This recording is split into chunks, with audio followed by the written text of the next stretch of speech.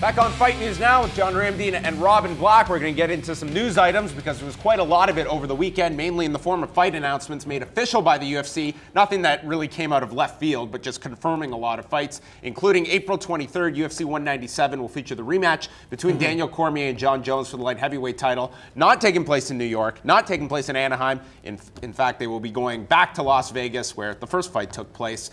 And this is going to be supplemented by a flyweight title fight with Demetrius Johnson taking on Henry Cejudo. And this was largely what everyone anticipated. Maybe the surprise that we're putting two title fights together, but I think that's a good placement for Demetrius Johnson and Cejudo. Oh yeah, I agree 100% because, again, I think the intrigue and the interest in this main event match alone, I think there's going to be so many eyeballs. So to have Demetrius Johnson, a guy that you're trying to push, you're trying to get people to understand why this guy is part of that pound-for-pound conversation, and then you have a storyline with the Olympic gold medalist. So I think it makes a lot of sense. But just the idea of this matchup, to think about where Jon Jones, in my opinion, the pound-for-pound best fighter to ever step inside of the cage, how much he has evolved since the last time we saw him take on Daniel Cormier. Cormier pushed him, but I think we're going to see a new Jon Jones. Is Daniel Cormier anticipating the growth of Jon Jones? You know that he is. He's just mentally a strong guy.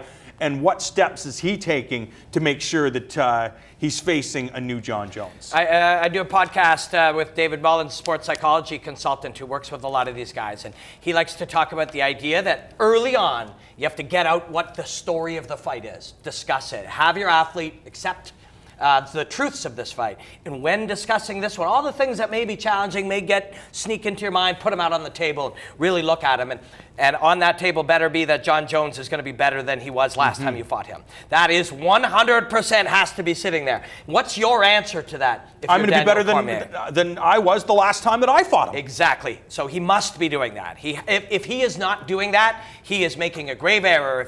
And I know he is. But if you thought in any way, what I am, I'm Daniel Cormier. What I got, I can beat that guy this time. That's not the way to approach it. The way to approach it is the Daniel Cormier that is going to step into that cage would have ruined the Daniel Cormier that stepped in there last time and is going to beat Jon Jones. That's where Cormier's mindset's got to be, and I bet that's where it is. And this fight's crazy. This fight's phenomenal. They know a lot about each other again now, too, which takes it to another level. But there has to be a little nugget in Daniel Cormier's brain to say, you know what? I trained the hardest I've ever trained. We all recognize when Wade, George, and I were down in California, he said, I had been obsessing about Jon Jones. We knew that Jon Jones was at the top of the mountain, so my goal was to always defeat Jon Jones. I tried, and I couldn't defeat him. So again, that nugget has to be there. Everything that you learned about yourself, everything that you learned about the game, everything that you learned about how to fight, that base is still there, and we now build on it. Everything that he's built, we move forward from there, and he'll be doing that. He'll be moving forward with the old Daniel Cormier was the base on which I'm going to build this Daniel Cormier, and that's the guy who has to swagger in there. Because I'll tell you, Jon Jones, man, you're never going to have seen an athlete like this. What he was capable of doing just with the science of moving his limbs, the way he moved, the way he put techniques in, what he did with his biology, that crazy reach. Now we've built a super athlete on top of that. He's focused in on building up his body and his core and his muscles and his speed and his explosiveness and his power.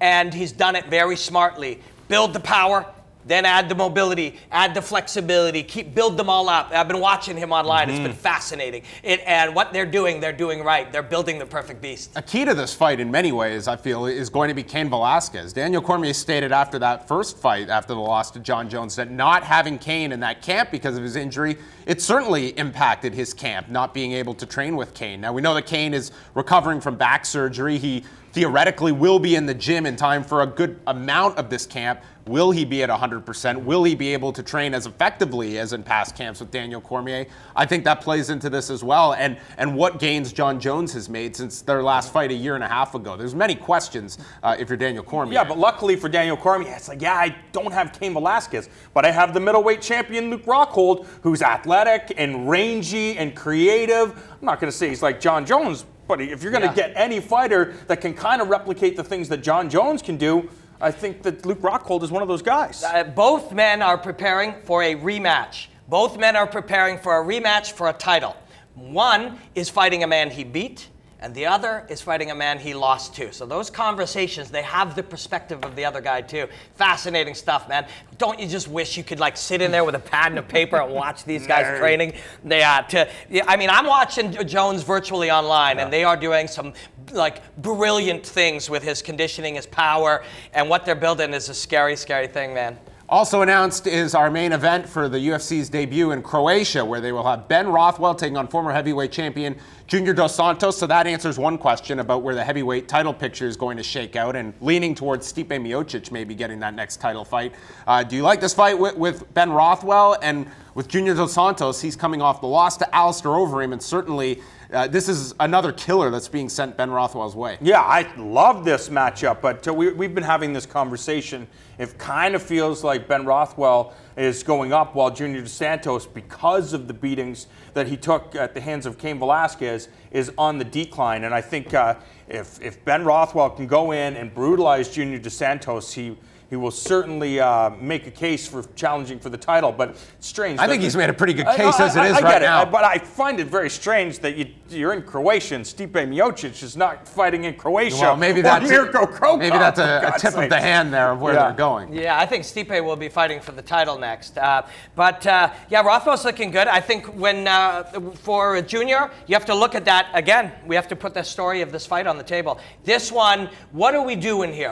Are we out to prove that we're not on the decline? No, we're out just to have the best performance possible. This is a great, it doesn't matter where he's going or where you're going, that we're going to meet in a cage and you have to beat this man. It's kind of a cool matchup for Junior. He's very hard to take down. He's aware of that crazy go-go choke. That is a killer weapon. Again, you don't have to figure out how to escape the go-go choke. You have to figure out how to never be in the go-go choke. And that's the game that he'll be working on. Junior will want to fight him at distance. Rothwell will probably oblige him, and somebody will probably be unconscious, and everybody and the fans will enjoy it, and we'll figure something out here. The latest signing by Bellator is Chris Lieben, who he had been on the MMA Hour a number of weeks ago, stating that he had requested to the UFC, who did still have fights left on his deal when he retired, that he be asked to get out of his contract. UFC accepted, and this kind of opened the door for him to sign with Bellator.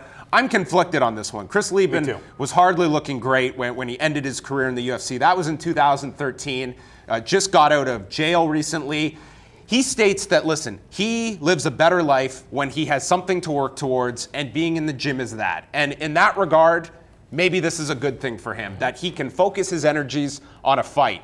But from a physical standpoint, this is a guy that fought a very violent style, and you hate to see a guy jeopardize himself, but nonetheless, if this is something he wants to do, I mean, far be it for us to say otherwise. I get it, but this is a guy who was in The Ultimate Fighter, the first season of The Ultimate Fighter. So he's had fights to prepare for this last decade, and Chris Lieben has had issues over the last 10 years dealing with all these things. He's a damaged individual, and I understand why Bellator is going after him, because he's a name, and like you said, he has a very violent and very risky fighting style. It's either I'm going to knock you out or I'm going to take a boatload of punishment, and the fans are going to be thrilled. I'm interested to see, like, when you look at the relationship that Dana White has with all those first crop guys, and Lorenzo and those guys, they understand that a lot of, we're sitting here at a desk talking about the UFC, and there is people watching Bellator because of those guys, Forrest Griffin, all those guys, and they really have a great relationship with them.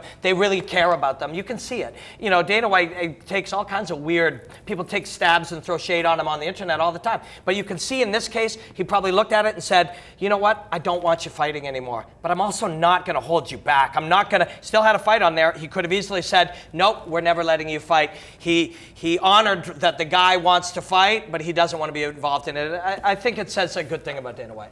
Chris Lieben will be making his debut sometime this spring at a weight class to be determined. And of course, John Ramdine and Robin Black, they weigh in with their thoughts each and every Monday night at 8 p.m. Eastern Time here on Fight Network. Catch 5 rounds each and every week.